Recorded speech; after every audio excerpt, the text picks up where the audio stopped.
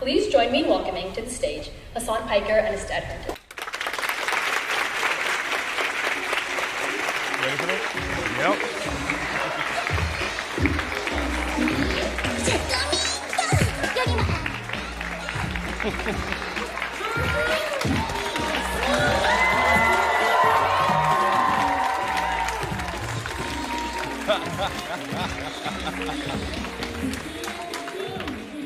Wow. What do you think of that music?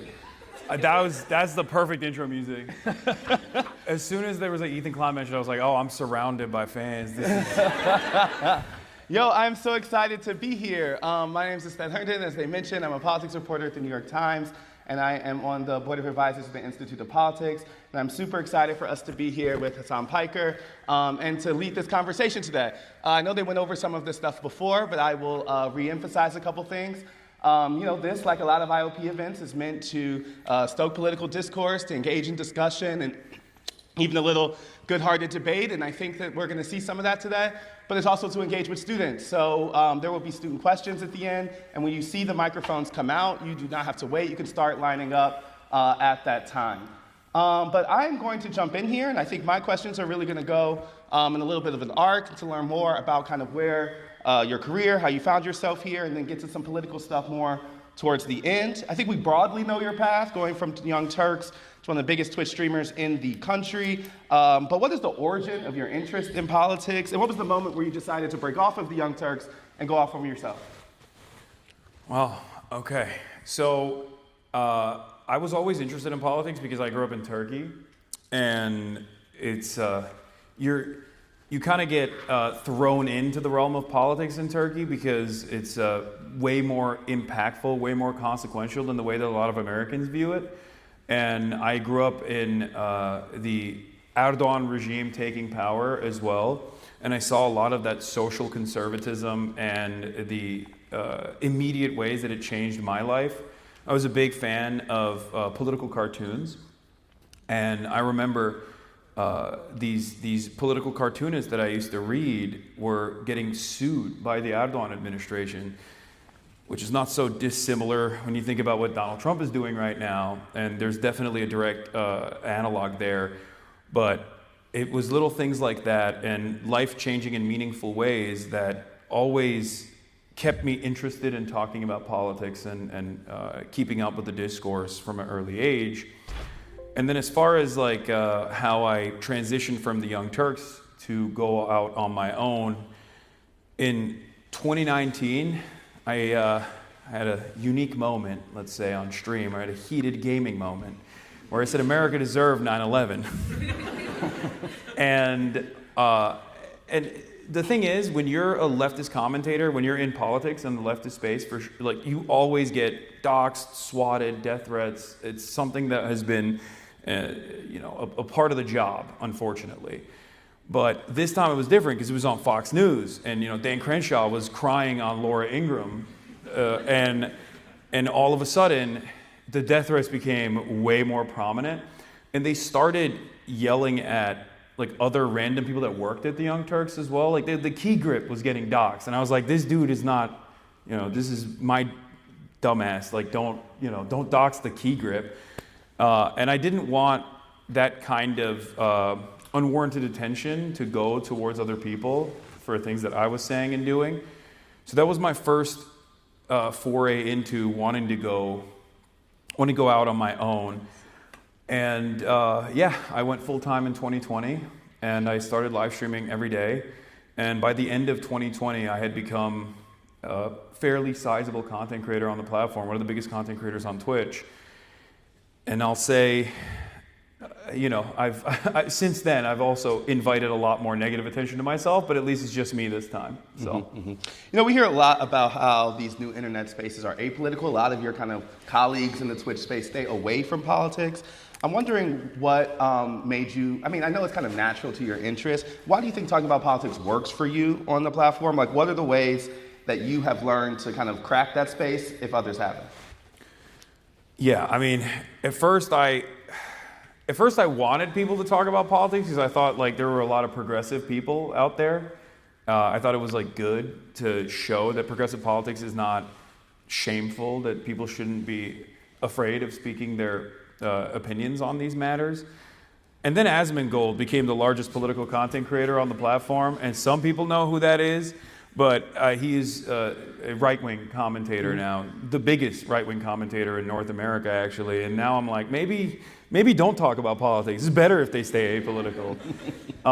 But for the most part, I think like the apolitical nature of this space is just a way to shelter your more reactionary tendencies in general. I think people say that they're apolitical, or they say that they're operating off of common sense beliefs, but usually that just simply means you're right wing and not open about it. At least in my experience. Yeah, but obviously there's been a bigger discussion kind of since Democrats have not been in that space, and there's been some thought about how do they find themselves more naturally there. But I'll talk about that later. Actually, I want to ask more directly. Do you consider the line between like entertainment and activism?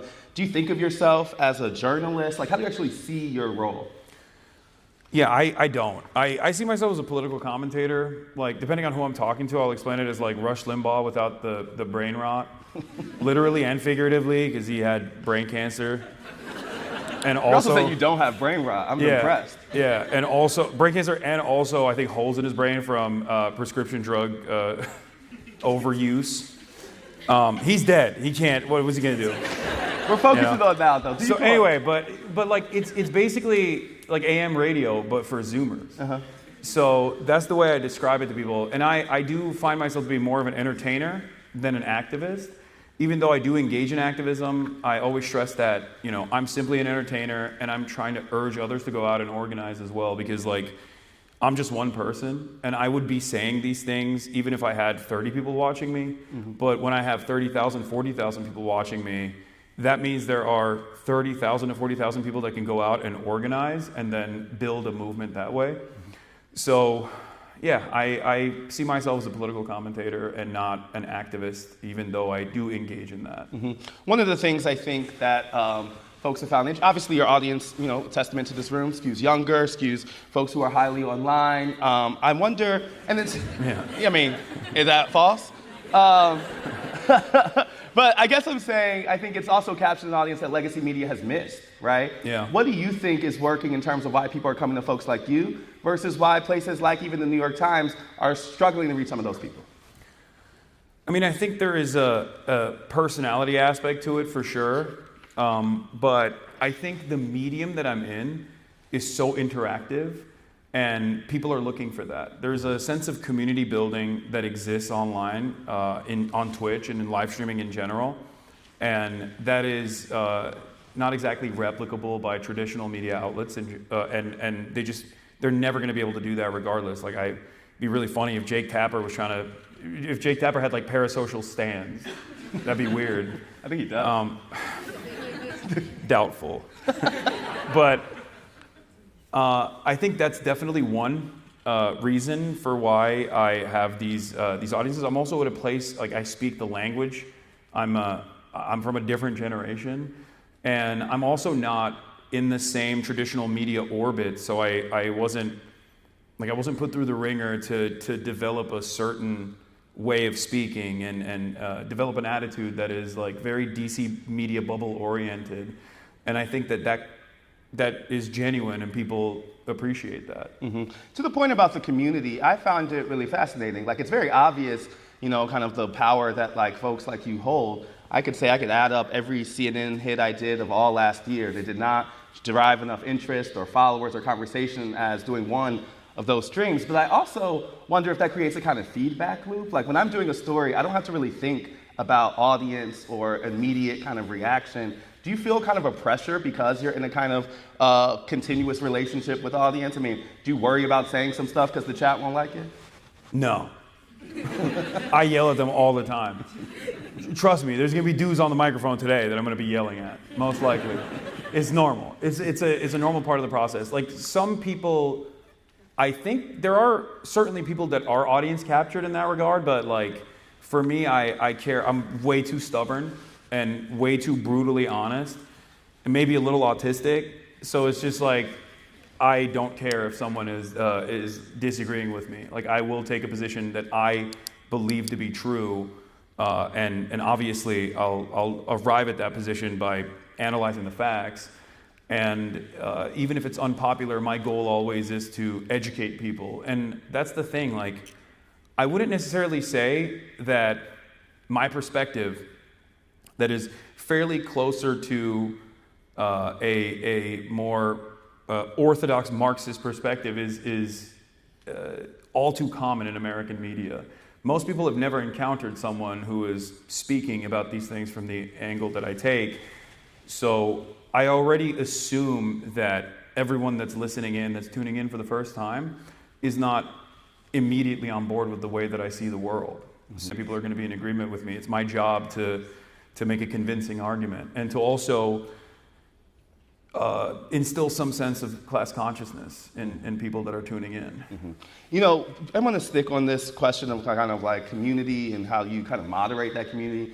You mentioned to me when we were talking the other time just about the efforts you all go through in terms of chat moderation. And I found it really interesting because, you know, those type of spaces has been home for bigotry, slurs, things like that. How much time do you have to spend curating that community and moderating? I mean, it's an ongoing process. It's something that I always have to work on because I have a lot of other places will safeguard their community. They'll have like paywall, like membership only access if you want to communicate. Some places will add like additional checks. For me, I want to have discourse. I want to have back and forths with people. I want to be able to educate people if they have questions on certain things. So I have a 10-minute follower mode, which means if you follow me for 10 minutes on my Twitch, you can say anything you want in the chat. And surely, some people abuse that. You know, they'll come in and they'll try to antagonize or say heinous things. But in that process, like, I use that as an educational moment, and I also use every opportunity like that to basically say, like, these are the well-defined boundaries in this community, like what is permissible and what is not. And that's one way that we moderate the community. You know, to the point about the kind of audience capture, particularly around young people, so much of the discussion has been around young people's disillusion with the political process. I think you speak directly to that. You know, I wanted to see, like, do you consider yourself trying to overcome that disillusion, or are you just kind of relating to it and kind of wallowing it? Or do you see that kind of education piece as you trying to move people out of their disillusion? Oh, for sure. I think that disillusionment is a huge problem because everyone has a tendency to fall to the whims of nihilism. And I feel like that's really bad for political progress in general. It's really bad for political mobilization in general. And so one of the things that I try to instill in everyone in my audience is, like, one, self-development for sure, to create some confidence in yourself, achieve short-term victories for yourself so you feel more confident and have a little bit of control over things that are in your life that you have control over. But overall, I think I try to push everyone towards political activism for that reason, organizing, community organizing or labor organizing with unions, because it's one way that I think people can immediately impact their material conditions in a way that's meaningful. And that, I think, inspires them to keep pushing for more and more and hopefully build a larger network that can resist against certain things that this administration is doing. You know, you become a voice for Democrats really asking the why they lost question since the election. I just wanted to start by posing that to you as we start talking about change in parties. Why do you think Kamala Harris lost? Oh, where do I begin? I mean, I've talked about this so much at this point, but I mean, Democrats are zealots. Like, they are they're so married to the idea of maintaining institutional control, maintaining the infallibility of institutions, and third-way neoliberalism, where they think that, you know, a little bit of market regulation, maybe with a lot more deregulation down the line, is how we're going to magically improve people's material conditions at a time when we have incredible wealth disparity and 600,000 people sleeping outside every night in the richest country on the planet, in the richest country throughout history.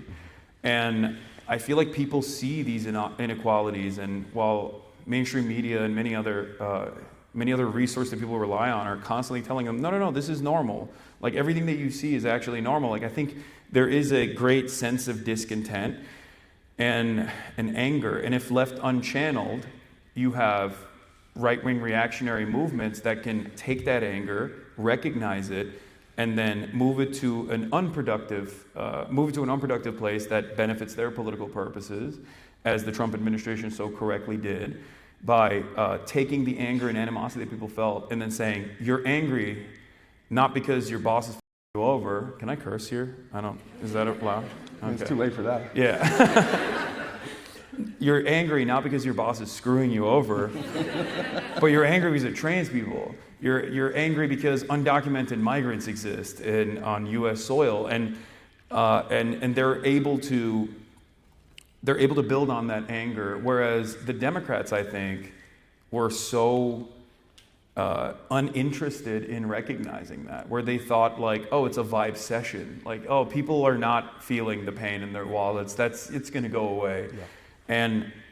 And no matter how many think pieces you write on that, like the average person is not that's not going to change the average person experiencing negative real wage growth for almost 2 years under the Biden administration. Yeah, I mean, I think this is where there was a lot of overlap in how in our work and what you were talking about is because that kind of 2021, 2022 moment when Democrats were trying to talk people out of their concerns really sticks out in terms of the reasons why they lost. But I guess I'm just want to clarify: am I hearing that you think more Democrats lost more so than Donald Trump won? Because there's another argument you could say, which is that, he was affirmatively kind of shifting the electorate rather than it was the Democrats' failures at Central. No, I think there's always a push and pull. And yes, for that reason, I think the Democrats were definitely responsible for their own defeat, for their own demise. And they were responsible not in the campaign cycle. They were responsible early on. I went back and looked at my earlier reporting in the month of February in 2021, where immigration was becoming a problem. We had that image of Customs and Border Patrol on a horseback, whipping Haitian migrants at the border in Texas. And I remember even back then saying, if they don't actually go along with the mandate that they had, with the mandate that Biden had on his first 100 days of immigration, where he was talking about building pathways for amnesty and all these things, if they don't actually fulfill those promises and they don't counter message against the Republicans on this issue, they're going to keep hammering this button over and over again, and the media is absolutely going to go along with it. And lo and behold, that's precisely what happened. 3 years after that, you had Biden on October 6th coming out and saying that they were unveiling this incredibly draconian, incredibly right-wing, white nativist, anti-immigrant agenda package that they said that a Oklahoma senator wrote, and it was basically Trump's 2020 immigration agenda repackaged and being sold to the American public as a Democratic bill after 8 years of constantly yelling at Republicans for being racist, for wanting to build a stupid border wall. Now they wanted to fund the border wall, and that is at the heart of the Democratic Party's failure, that they don't actually showcase a vision for a better future, and they shy away from policies that will improve people's material conditions. And obviously part of that is because they're captured by the same corporate interests as the Republicans are. But Republicans and the social issues that they can hammer on, the culture war issues that they can hammer on, are way more appealing than the culture war issues that the Democrats try to engage in a defensive posture over, especially because they're not earnest in that defense either. They're no more earnest on defending trans people than Target is when they roll out LGBTQ-friendly baby onesies once a year in the month of, is it July? I don't even know when Pride Month is. June. I'm never defeating the allegation. Yeah, I'm like. I say I'm an LGBT foe all the time, and there you go. But it's just, for them, it's hollow. It's not real. It's not a real battle that they want to fight, and they constantly find themselves in this defensive posture, and they allow the Republicans to dominate discourse. They allow Republicans to lead on issues that they can win. Yeah, but I'm going to push there because isn't there also a public opinion problem here? Like the reason that Biden was moderating on immigration was not just because of Republicans, but because of a legitimate shift among public sentiment that Americans were going more conservative on the issue. The reason they had, you see the Gavin Newsoms of the world kind of flipping their opinion on trans women in sports is partially because there is numbers that tell you that that's where the country is. Like, sometimes I hear leftists talk as if there's this like unrealized mass of leftists that just hasn't been activated. Is that true, or is that a matter of convincing a public? It's a matter of convincing the public. It has nothing to do with like how woke everyone is secretly deep down inside and like activating their potential or whatever, and everything to do with the fact that you have to constantly engage in counter messaging, and you have to constantly engage in messaging. And also on top of that, you have to have a unified agenda that touches every single person. And that's why class politics is so important. And I think that's the reason why now you see the Democrats actually leaning on the Bernie Sanders style of commentary, where they're trying to do a fake class first politics as well. But even Bernie himself is actually he's 800 years old, no disrespect, but even he finds himself like coming across as a little bit right-wing on some of these issues as well. Yeah. But I'm of the belief that I want to talk about two things when it comes to immigration. Number one is there's always two different poles that people never actually react to when talking about immigration. Even at a time when you had the highest approval rating for Trump's mass deportation agenda, right? I mean, this is straight Hitlerian policy. Like mass deportation of 20 million people, that's insane. You're going to put them in concentration camps? What are we doing? Even at that point, when Americans were consistently asked mass immigration or mass amnesty, they still chose mass amnesty. But no one ever presents that second option as a viable solution to this problem.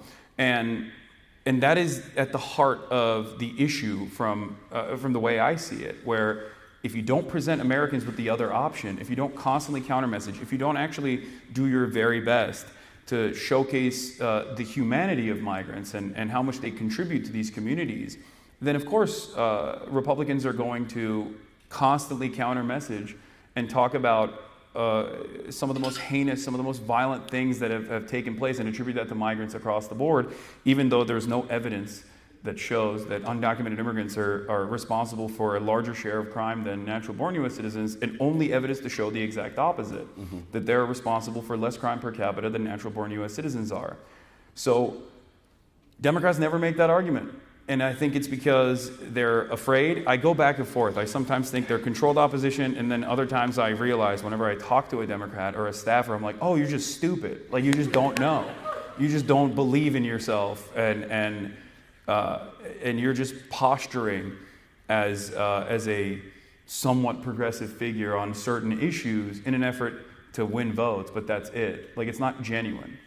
You mentioned the kind of primacy of class politics, which obviously is a theme in your work. I remember when Bernie was making some of these arguments in the 2016 and 2020 race, and I also remember when he ran into big problems in places like South Carolina and others where that argument wasn't really landing. How much does the left need to, win over working class folks of color who haven't really come to them in the same type of way? And what is the balance between recognizing class politics and the importance of identity politics and representation to some folks?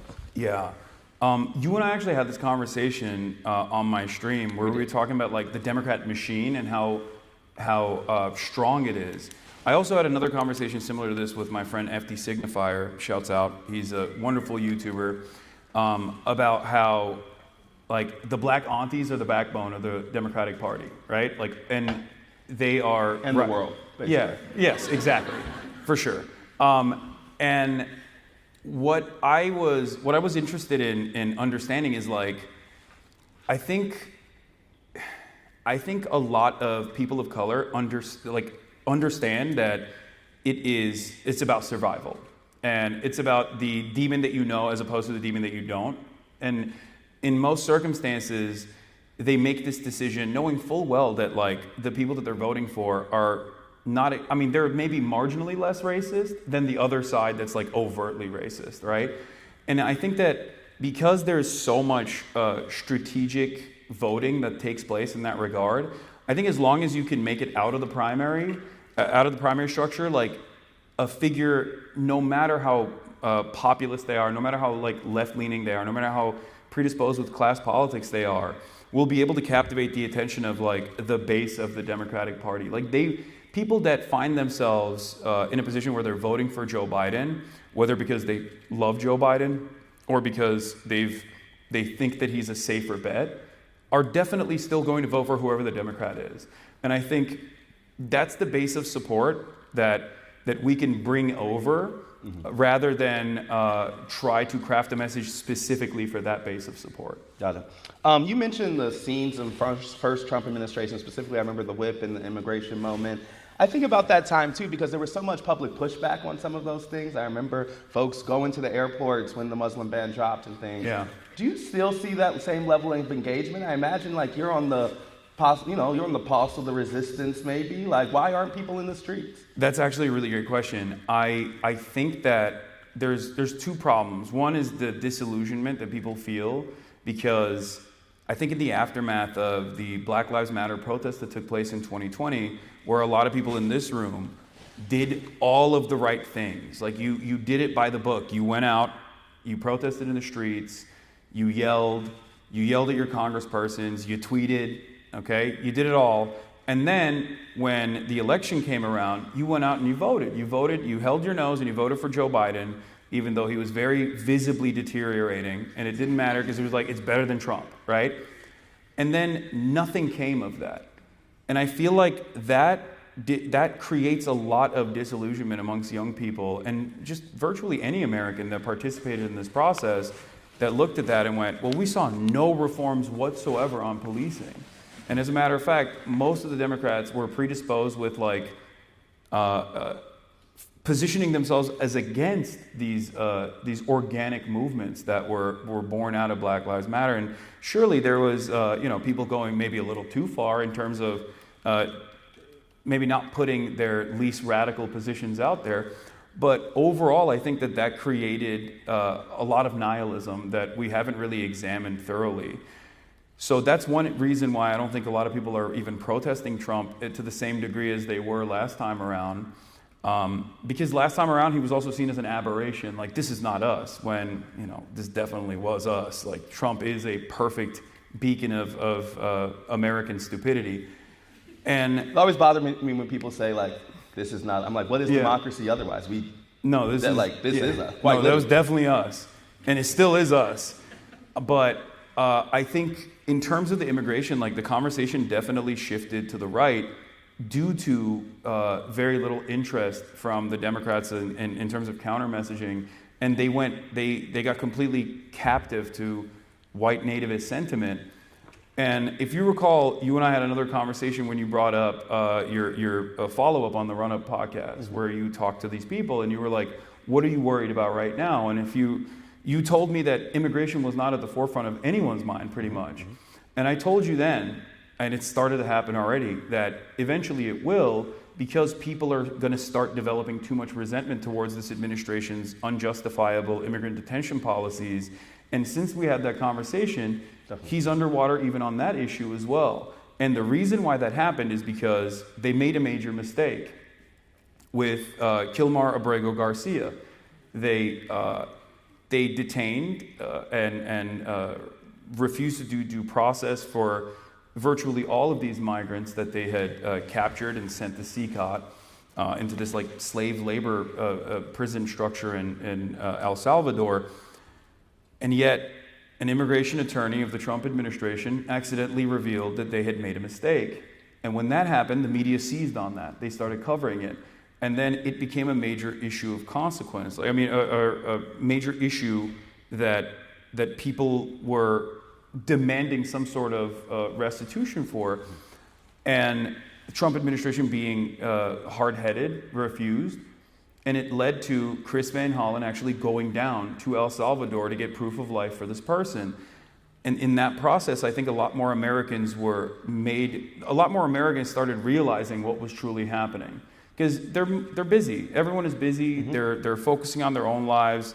They've completely checked out of politics. But like, when an issue becomes noteworthy enough that like a lot of outlets are covering it, Americans still do have a collective conscience where they go, okay, that's really messed up, and we shouldn't let that happen. And that that momentum is only going to build from this point on, because it's not like the Trump administration is going to back away from doing these unjustifiable detention policies. And it's only going to escalate further. And then you'll start seeing more protests in the streets. One more question on Democrats before we move on. There's another argument I've heard some folks say that like it wasn't a matter of message, it was just that they weren't in the right places, right? Like they actually bring those to people, that Democrats had kind of lost culture more than it is a need for a policy shift. I know your team, they need to change their policies, but if we're just focusing on kind of where they deliver their message, how do they get back into culture? They should just go on Call Her Daddy. That was good.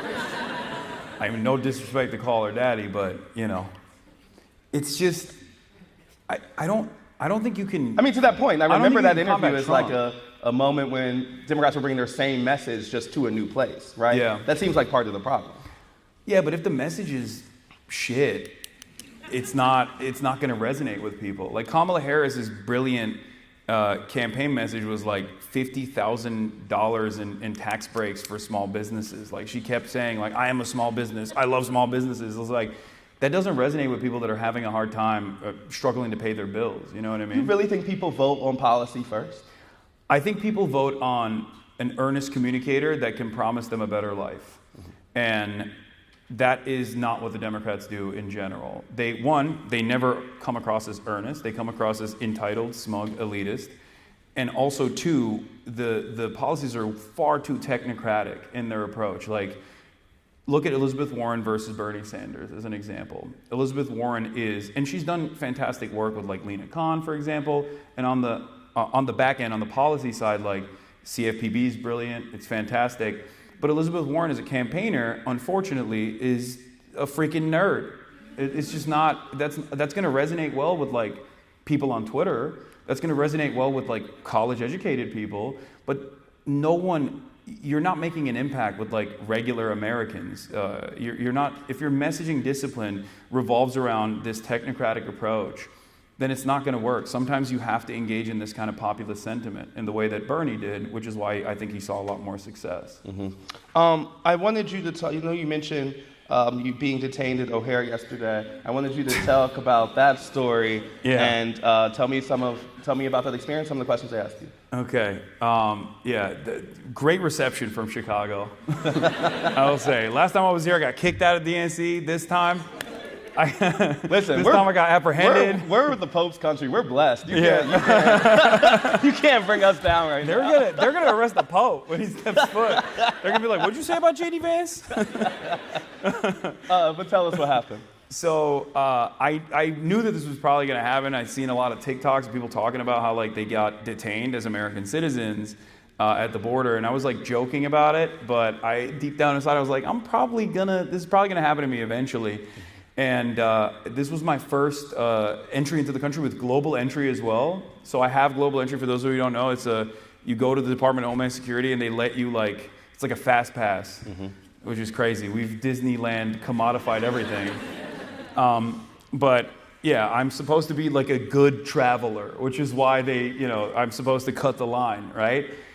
And I did that. I went through global entry, took my photo, everyone's getting waved away, and then as soon as I got to the Customs and Border Patrol, the lady was like, "Step aside, sir." I was like, "Oh, here we go." Okay. I did.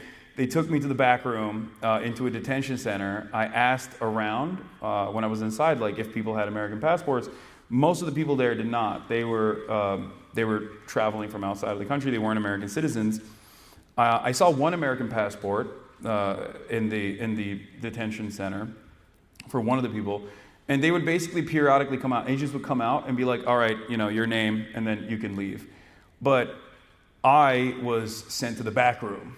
An agent came out and took me into the interrogation room, and it was a very creepy fluorescent light bulb environment where like everything was steel, like all the seating arrangements were steel and bolted into the ground.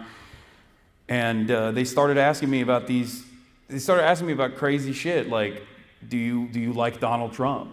They asked you directly, do you like Donald Trump? Yeah, they were like, "What do you think about Donald Trump?" And I was like, "Why are you asking me this? What does this have to do with anything?"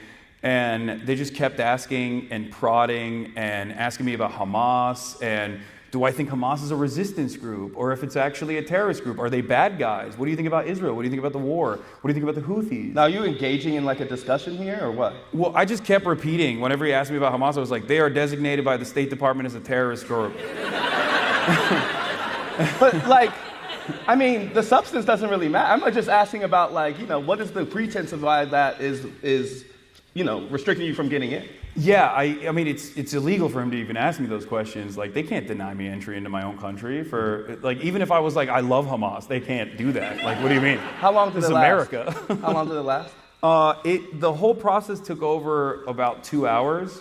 And they went back and forth. Like, there was a point where he asked me all these questions, like, including drama, which was crazy. Like, he was like, well, it says here you got banned off Twitch.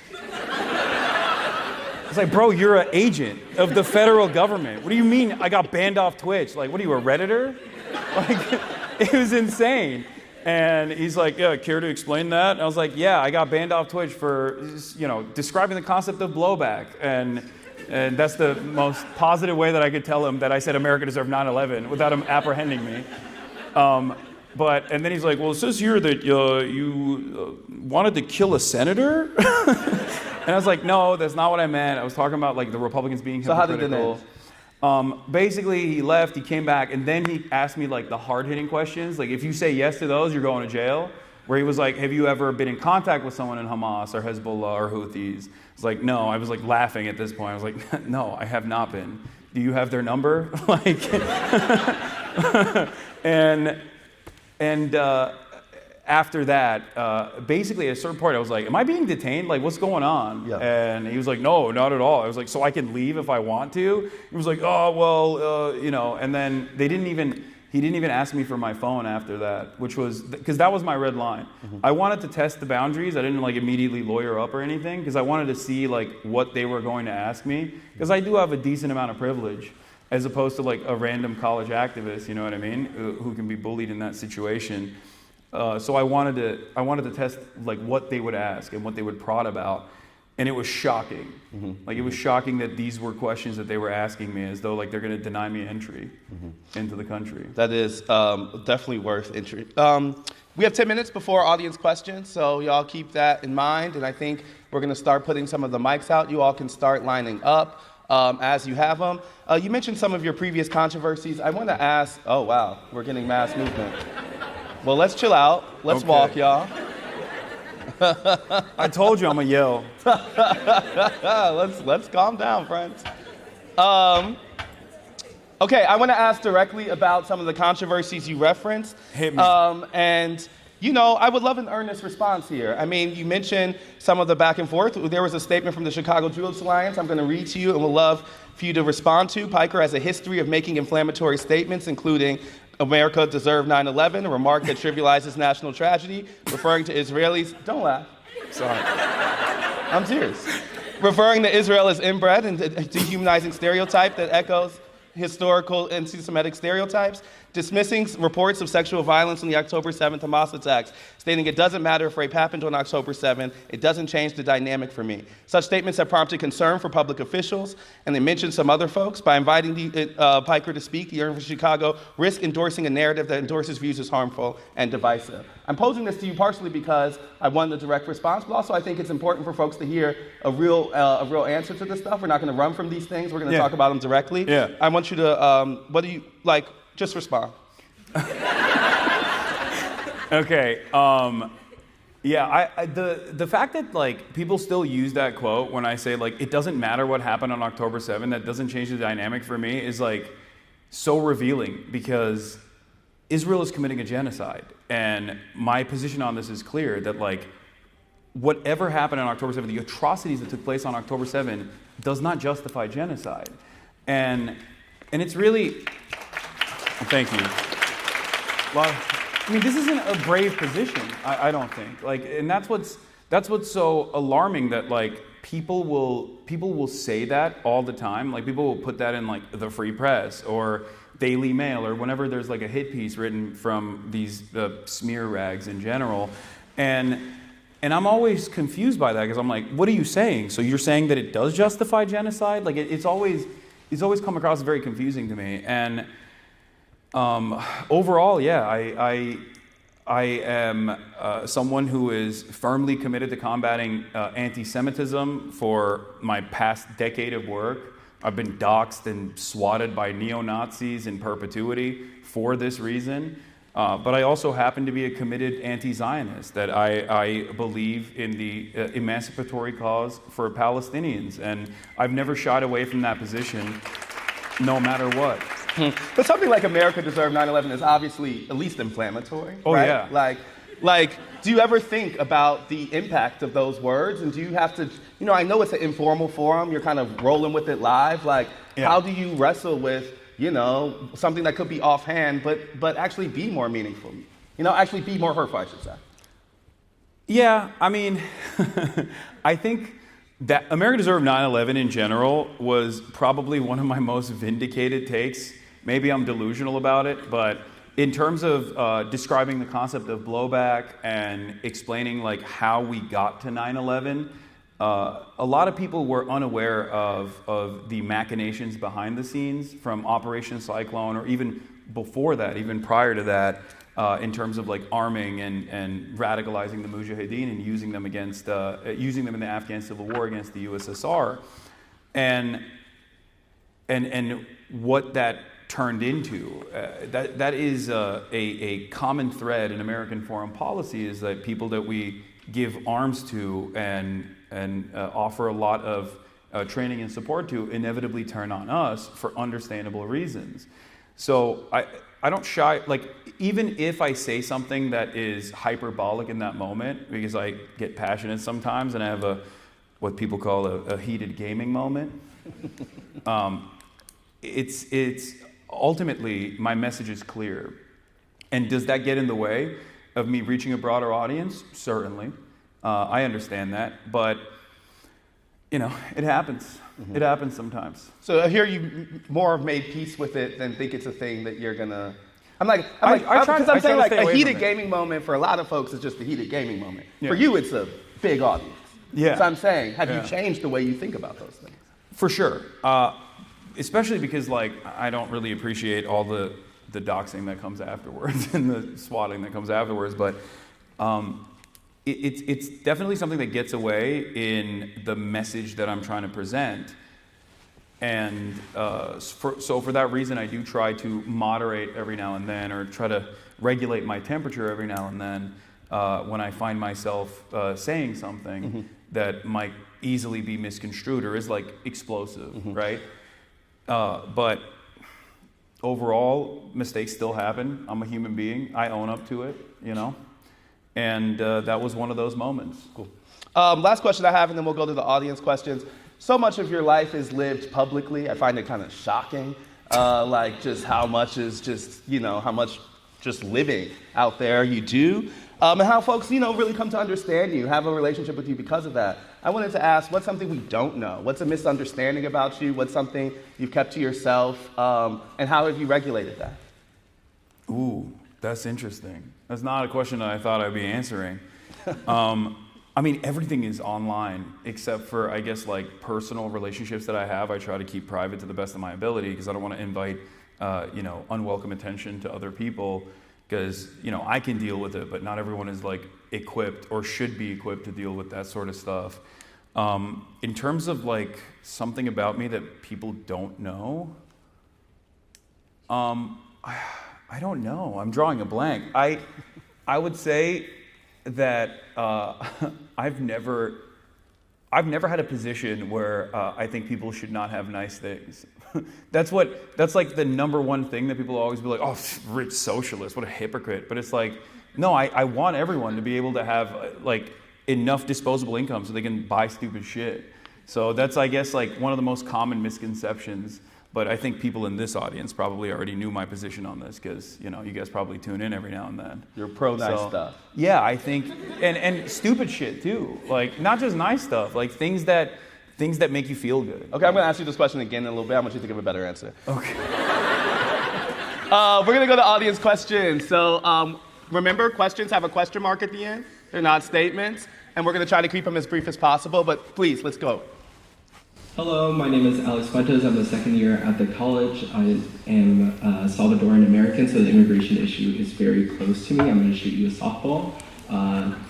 So the issue I face with working within the city is that a lot of people have felt not very invested in, or their communities have not been very invested in. So when we look at amnesty or looking at these programs for immigration, they face a lot of pushback. So what do you say to that kind of person? How do you fight the immigration issue as a Democrat when talking to those kind of people? Yeah, that's not a softball. That's a tough one. Because unfortunately, you're not wrong. I think a lot of people, like I said, are so busy with whatever is going on in their lives that they sometimes will be very selfish. And they refuse to contend with the reality that migrants, undocumented and documented alike, are all around us, and there are very important parts of our community. And I feel like the best you can do in that regard is to showcase the humanity of the people that you're talking about, and try to present that as to the best of your ability over and over again, and keep hammering on that point. And this isn't the best time to be able to do that either, because understandably, a lot of undocumented migrants especially are trying to hide to the best of their ability to not invite unwelcome attention and potentially some kind of federal regulation, ICE, Gestapo agents coming and knocking down their door. So it's additionally difficult to do so right now, but I think community organizing and community programs would probably go a long way in that regard. Getting together and showcasing the different cultures that make up Chicago what it is. Thank you. Hi, my name is Cole, and I'm a fourth-year undergrad. So we kind of touched on this a little bit, but your radical stances and very public-facing identity has led to a lot of continuous pushback and outrage, which seems like you're at least reasonably competent dealing with. But I was curious about how do you deal with the emotional turmoil when this affects people close to you, like friends or family? How do you deal with this emotionally, and also what steps do you take to prevent this from happening? Great question. Yeah. As far as, I can't speak to people close to me, like my former podcast co-host or whatever, if that's what you're asking about, because they're content creators, so it's different. It's a totally different beast. But in terms of disagreements that I have with people in my life, I try to manage that to the best of my ability by talking about other things, especially if it's a relationship worth preserving, especially because I know in the long term, I can convince them on some of these positions as long as I maintain this relationship without severing that tie. Because if you sever that tie, then you're basically losing that battle. That person will probably succumb further and further into reactionary ideology. So, it's good to find mutual interests that don't revolve around politics and try to hammer that on to the best of your ability. And like I always say, be normal, because in my normal day-to-day existence, I don't talk about, the Ansar Allah militancy in the Red Sea against the Israeli genocide, right? That's not a normal conversation that's taking place all the time. Having said that, there are certainly disagreements that I have in groups of friends, for example, with respect to trans issues. Someone will say an off-color remark, and I'll be like, don't do that. Come on, you're being whack. There are subtle ways of moderating people in your life to make sure that they understand that that's not something that you find to be appropriate or funny. And also be cool. I think that goes a very long way, I promise. Being normal and being cool goes a very long way to make your politics more palatable to everyone around you. Thank you, appreciate it. No problem. I love coolness as a thing that's just be cool, Well, I know maybe it doesn't come natural, but it is important. Yeah. That's next question. Hi, I'm Hayes. I'm a fourth year in the college. So my question, Hasan, is that you for a long time identified as a Marxist, or you've identified with Marxism in some capacity. Earlier you raised Orthodox Marxism. This was in large part what distinguished you in the Young Turks, but you're also something of a sort of critical left figure within the Democratic Party. something of an opposition figure. And so I want to ask about that, because there's a way in which the question of like capitalist parties for the left is like the most traumatic sort of legacy or inheritance of the 20th century. I remember back in 2018, in Spears' kind of adjacent years on the internet, there was an old meme that went like, Bernie bros killed Rosa Luxemburg. I don't know if anyone else, but the spirit is that like it was social democrats in Germany which murdered, communists in the 1920s, 1910s. And it's like, it sounds insane, but it's not insane because it's not true. It's insane because Marxism is like off the table in some sense. And so to kind of crystallize, but also the people who are saying that by and large supported Bernie, right? Yeah. It's like, yeah. So to crystallize this dilemma, there's some sense in which like the political thrust of orthodox Marxism is that capitalist politics and capitalist parties are utterly inadequate to achieve socially necessary, possible, and desirable goals, but nonetheless, independent socialist politics are impossible and off the table. So my question is, like, how do you understand the relationship between Marxism and Democratic Party politics, Marxism and capitalist politics more broadly? Yeah, great question. Well, Nancy Pelosi is obviously a communist, as everybody knows. No, I think that in order to build an underlying base of political education necessary for Americans to develop class consciousness, you still need to engage in some semblance of entryism, where you have to work with the tools that are readily available at your disposal. This doesn't mean that you cast aside your political message or your ideology or your movement, but it's simply to use the pre-existing readily available platforms that are given to you. That's why I'm on Twitch, I'm on Amazon, right? Like it's a wholly corrupt monopoly that abuses people around the planet, and even abuses small business owners in their predatory pricing schemes that they've developed. So they're even destroying petty bourgeois people. But having said that, it's still a viable platform to communicate a message, and that is always my goal, is to develop class consciousness and to develop a mechanism of pushback that is still backed by the existing labor force, with the hopes that eventually this could bring about a movement that could resemble a vanguard party, or at least turn the Democratic Party by force into a labor party, into a workers' party. Thank you. Hello, thank you for being here and taking our questions.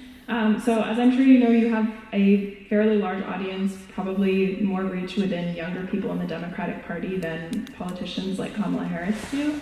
And with that comes a lot of responsibility, especially with statements that might be considered by some to be anti-Semitic or sexist, or reactions like laughing in a circumstance where it's not appropriate that might signal to college students that it's appropriate to laugh. And so I'm curious what kind of steps you're taking to ensure that as a messenger who's trusted by so many young people, you're not engaging in any sort of discrimination or anti-Semitism, and really engaging in a productive discussion about politics. Great question. I try to stress the importance fairly regularly of, especially at a time when anti-Semitism has exploded, from Kanye West's latest song all the way down to some of the most prominent conservative pundits openly agitating towards anti-Semitism, using cynically what is going on in Gaza to develop a heinous message that then attributes all of those crimes to Jewish people. I find myself virtually every day speaking out against that and decoupling Zionism and Judaism on a regular basis, in an effort to educate people that might find themselves on the whims of unexamined anti-Semitic tendencies. In terms of like laughing at certain things or coming across as anti-Semitic, there are a lot of groups and a lot of people that, especially in the online space, that predispose themselves with drama. So they're always going to try to find the most nefarious frame to present me in the worst light possible. But I always say the antidote to all of that is to simply pay attention for an extended period of time to what I'm saying, and you will very quickly realize that you might have gotten duped into believing a certain thing that I believe that I definitely do not. So in terms of nefarious clipping or things that get clipped out of context, there's not really much I can do about that. Unfortunately, it's just the name of the game. And I just try to put my best foot forward to the best of my ability and hope that people can still maintain charitability and understand where I'm coming from. But yeah, as far as education goes, I think it's a very important part of my commentary to constantly talk about the growing dangers, the canary in the coal mine of anti-Semitism, which is usually a first step towards growing fascist ideology. Thank you. Great question. Hi Hasan, my name is Danny. I'm a third year at the college, and I don't know if you're aware, but the university recently received a very hefty free speech fund. And when I told my roommate that you were coming here, she said that you were a product of that free speech fund.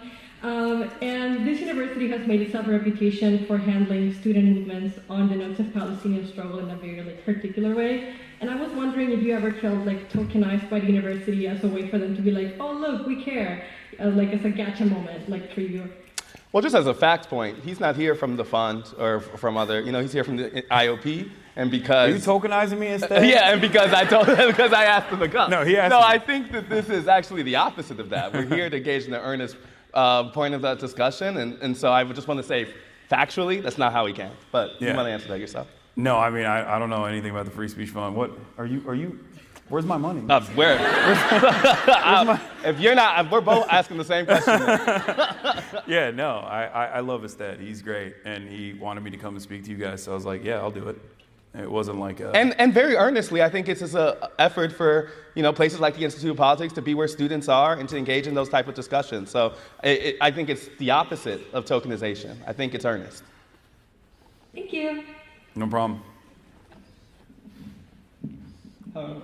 Thanks for speaking with us today. My name is Robbie. I'm a second year at the college. So a few weeks ago, I witnessed a student rip down a poster on campus that said, "Come learn about Judaism," simply that. Mm-hmm. When I told the individual to stop me, he told me, a Jewish student, that I was sympathizing with Nazis. So my question to you, do you think anti-Semitism on college campuses is a problem, and how should we work to combat it?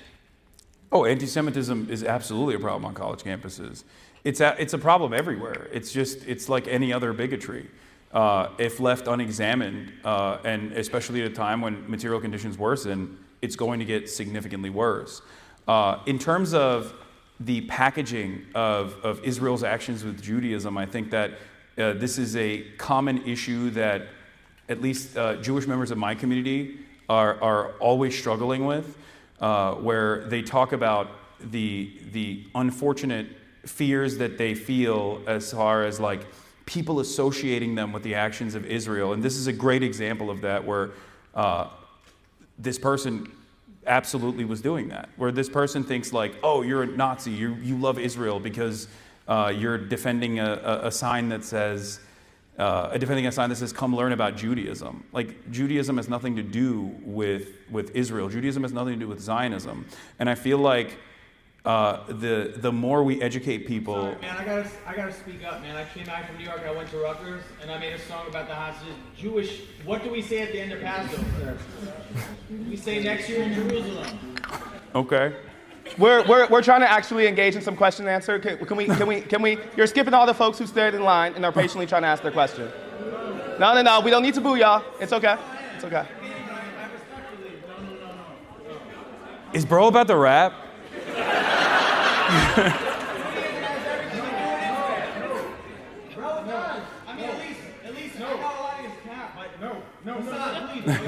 Let me ask you something. Let me ask you something. Wait. Not that person. Okay. Not that person. The student who raised the question. Yeah. Raised the question about the Judaism sign. Do you feel comfortable being associated with that dude? Israel is a very important part of Judaism. I do not agree with what the Israeli government is doing, but Israel is very important to Judaism as a home of democracy in the Middle East, and as a safe place for Jews after the Holocaust. And Jewish people need Israel to exist. That is what I believe. I appreciate that. Now we're going to focus on questions, y'all. So next question. It's my bad. I asked the question. No, I get it. Okay. Thank you for asking the question too. did want to follow up. Hi, my name's Colton. I'm a first year at the college. My favorite part of your ideology has always been your incessant focus on charitability, and I guess, you know, it's what you talk about all the time. But for the average American voter that we talked about in this talk, who only votes on emotion, who doesn't have the time to engage in that, they are more susceptible to the conflation that Sam Cedar just talked about in the conversation you had with your former co-host. So when you lead your examples by case studies and evidence and all of these things that those voters whose vote counts just as much as everyone in this room aren't receptive to, how do you adjust your framework to supply evidence that is less academic but still combats that inflation and still showcases that charitability? Good question. I think it doesn't have to be rigorous and academic. Like when we're making an argument, it doesn't always have to. You can rely on emotional appeals. Like, you don't have to be a robot. Like, there's no debate moderator that's going to tell you, like, that's an ad hominem, you're not allowed to do that. Like, you can do whatever you want. It's like a cheat code, really. Like, you can use all the logical fallacies at your disposal if you want to explain something to people. It's very effective. That's what most people online that love debating do. They try to rationalize those sorts of things, but that's pretty much what they're engaging in. And as far as like maintaining endless charitability, my starting position on this is that I understand that this is a settler colonial nation that was designed by slavers and was built on the fundamentals of erasing the indigenous population. And a lot of social conditioning plays a role in our everyday existence to normalize that sort of thing. And therefore, of course, people are going to have a starting position that is reactionary on a lot of these issues. So as long as you remind yourself of that and take on that emotional labor, you'll be able to overcome this. You'll be able to make a convincing argument. As if, like I said, if you're normal and cool and try to talk to people and meet them where they're at and recognize some of the common points of struggle and pain that they experience, you can always package that back up to whatever kind of social malady that they are representing and move them away from that. Thank you. Hi, I'm also from the college, fourth year. I remember you guys both mentioned, or there was a topic that was raised about disenfranchisement, feeling like hopeless. You know, we bought into whatever campaign, and then another campaign on the left, on the right, both sides or whatever. And then there was also the question, the topic of, do people actually vote on policy? I wanted to ask to, what extent do you think the populist movements, your Peter Thiel, your David Brooks, you, for example, to what extent do... I feel like that was an interesting That theory. is a crazy spectrum. It is kind of crazy. To what extent do you think it's kind of like a response to a global phenomenon, but then maybe like projecting on something else between those different groups? To what extent do you think, we can avoid some big disaster before, people actually start voting on policy, start thinking about what we can do together, not just blaming somebody else? Well, I don't think that there is any way to vote on policy right now. That's at the heart of the problem with the Democratic Party, especially, is that they're not crafting a message that revolves around discernible policies that you can point to. Like, you can do that for Bernie. You could say he's for Medicare for all, he's for free college. He said that for 80 years, right? But you can't really pin down the Democrats on issues like that. So then, because they do not have a coherent, policy-focused message like that, no like tangible legislative action that you can associate them with, they are associated with whatever the Republicans present them as. Kamala Harris doesn't care about you because she's too busy trying to do transgender bottom surgeries for Guatemalans, and it's like, all it takes is like one clip from an ACLU seminar that Kamala Harris answered that question on for Americans to go, oh yeah, that is weird. Why does she care only about that? I don't think she cares about anything.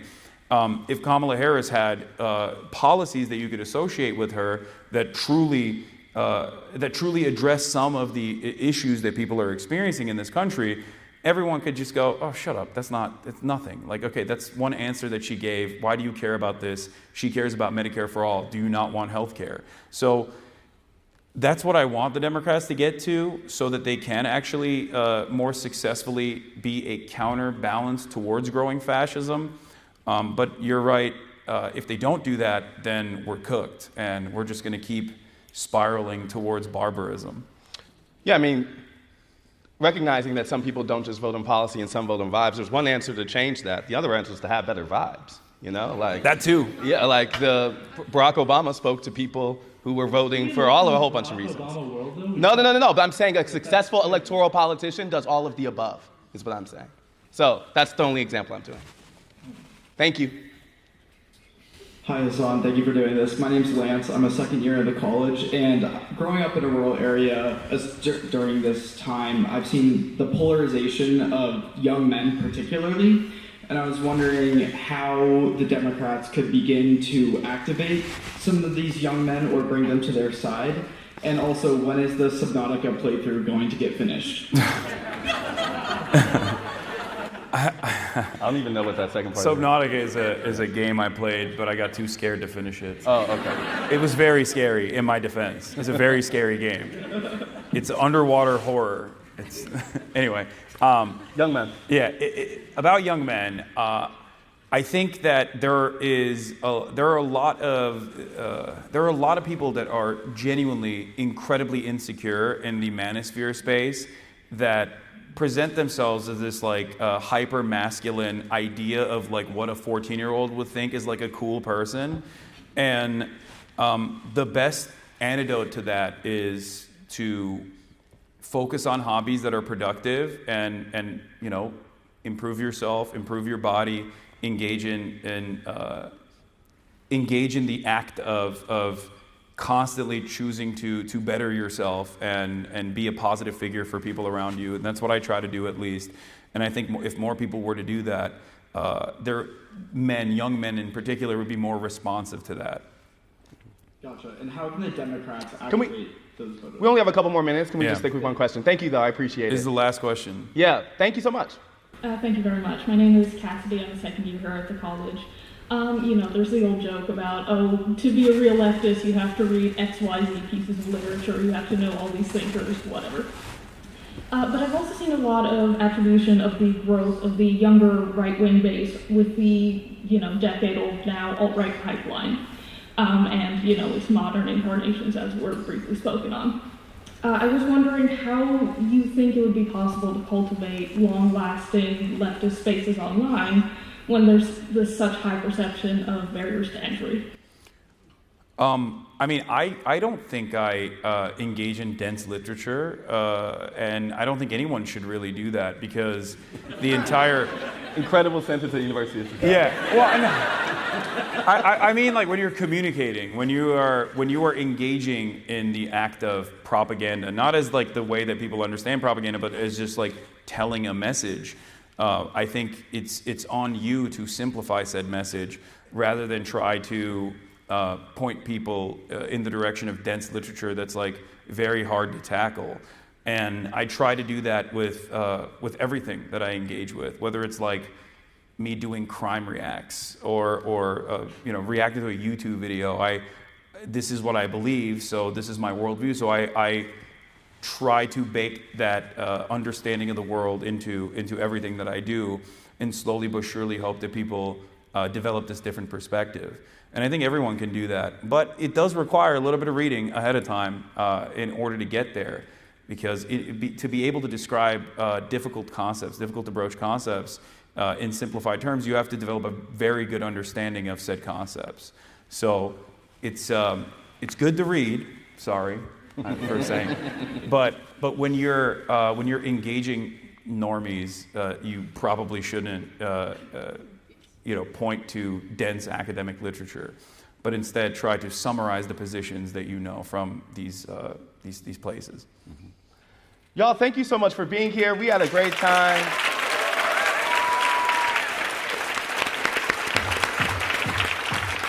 And make sure you follow some more events at the IOP and stuff. Cool.